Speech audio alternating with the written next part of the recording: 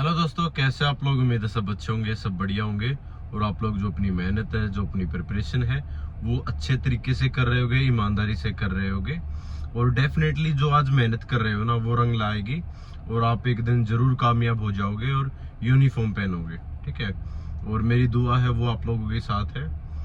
और अभी 20 सितंबर डेट चली हुई है कि फॉर्म है वो आ सकते हैं 20 सितंबर को। पहले 2 सितंबर है वो डेट चली थी कि 2 सितंबर से आपके फॉर्म है वो जारी हो सकते हैं।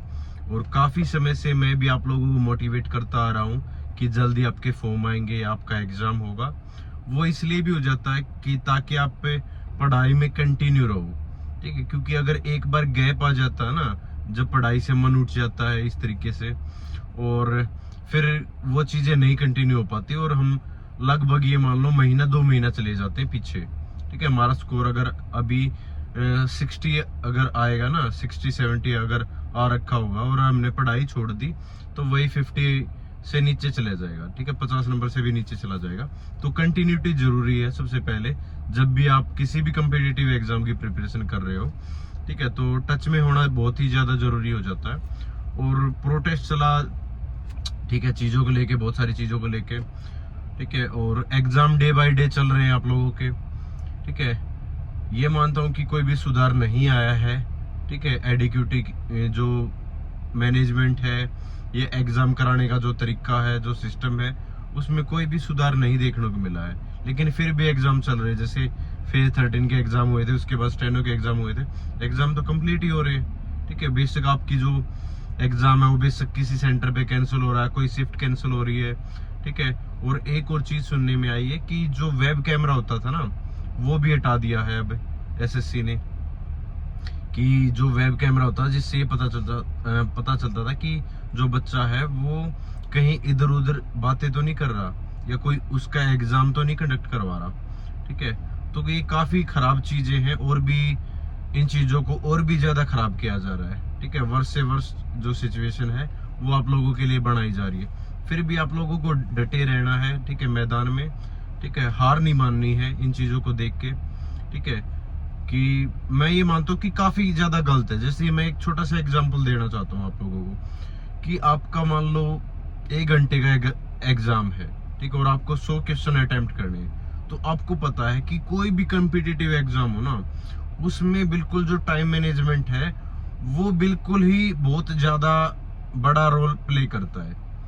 ठीक है, कि हमारे कई बार ऐसा होता है कि हमारे 10 से 15 क्वेश्चन अटेम्प्ट ही नहीं होते।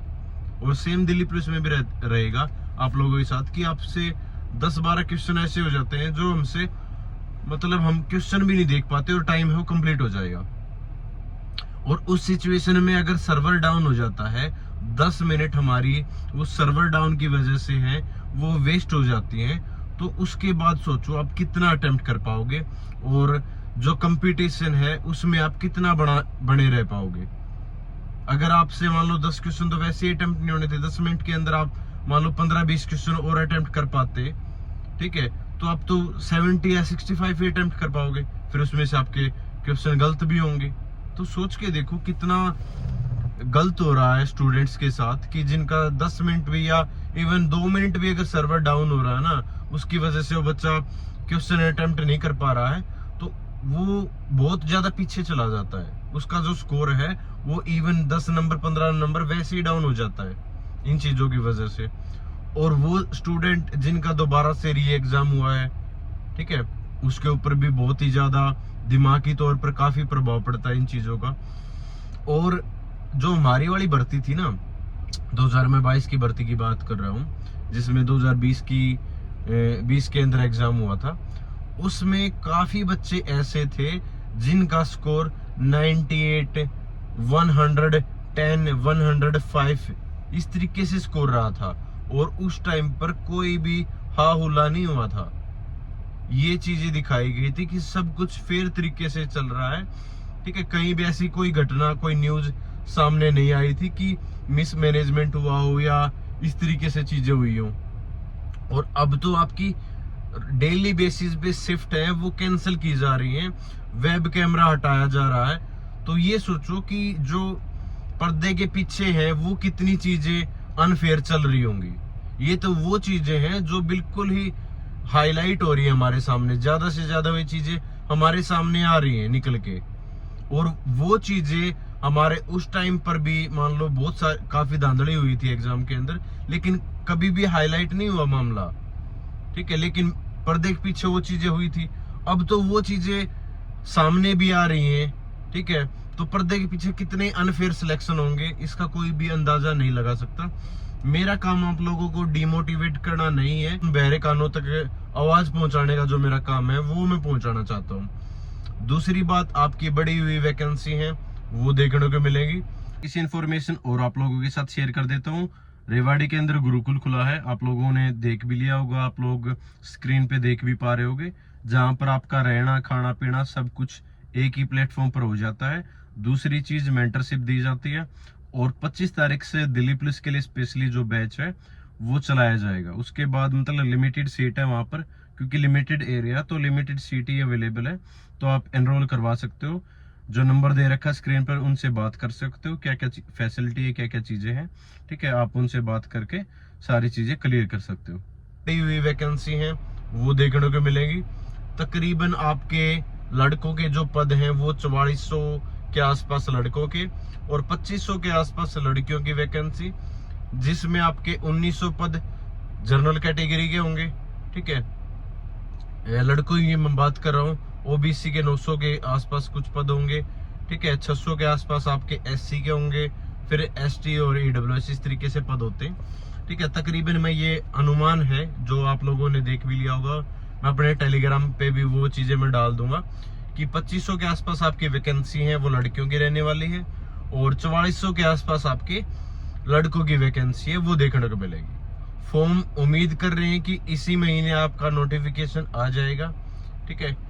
क्योंकि अब नेक्स्ट मंथ क्या है, ओटीआर है, ठीक है। उस टाइम ओटीआर फिल होगा एसएससी की तरफ से, तो नेक्स्ट मंथ मुश्किल है अक्टूबर में।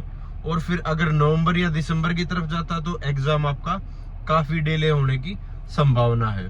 तो मेरा अनुमान यही है, अगर आपका एग्जाम इन्होंने कंडक्ट करवाना होगा टाइमली तो इस महीने आपका नोटिफिकेशन आ जाएगा। अपन ये लेके चल रहे हैं कि आपको 20 तारीख के आसपास नोटिफिकेशन है वो देखने को मिल जाएगा, यानी कि कल आपको नोटिफिकेशन है वो देखने को मिल सकता है।